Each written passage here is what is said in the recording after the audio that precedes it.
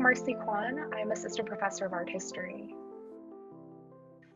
So what you see on the screen is a 1999 painting by the artist Martin Wong, in which a blue gun-toting goddess floats in a field of cerulean.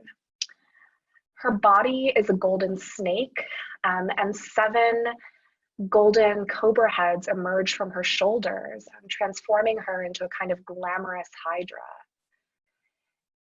At the bottom, you see a predella of skulls and bunnies, and the golden outline that picks out her body is echoed in the text crowning the figure, which spells out in a kind of elaborate cursive, "Did I ever have a chance?"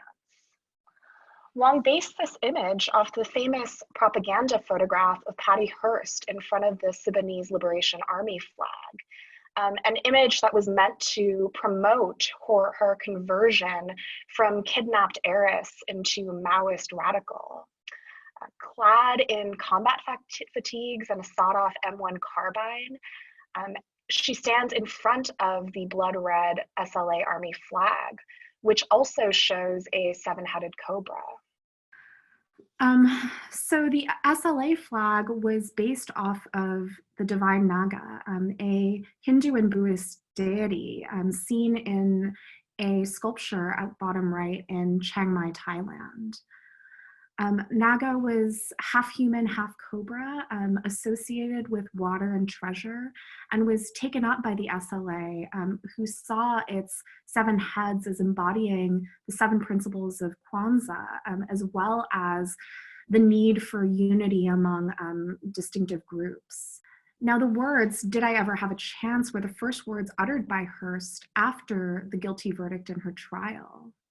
Wong was born in 1946 in Portland, Oregon. He grew up in San Francisco, Chinatown, and he died in San Francisco in 1999.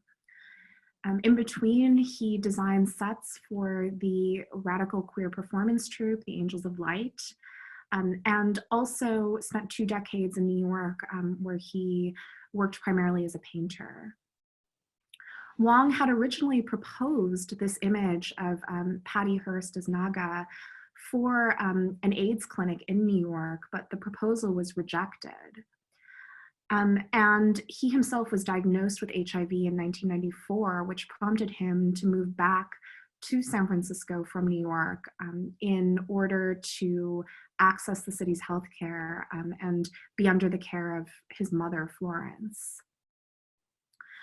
So if Hearst's words, "Did I ever have a chance?" was about the way the justice system was rigged against her, here Wong's image transposes this phrase to think about the hundreds of thousands of people who died of HIV in the US alone, as well as the government's shameful lack of response to the plague in its initial years. The words take on an even more melancholy tinge with the knowledge that this is the last painting that Wong ever made before his death from AIDS in August of 1999.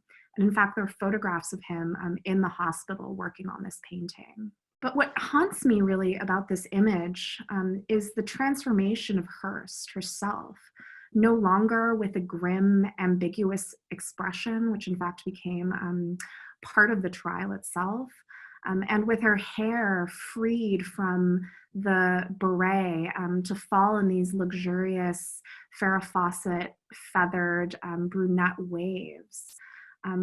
Her gleeful grin and her aiming of the gun, even in the face of all the odds that had been stacked against her, that had been stacked against Wong and other queers of color in this country, is for me what it feels like to live in America at this moment.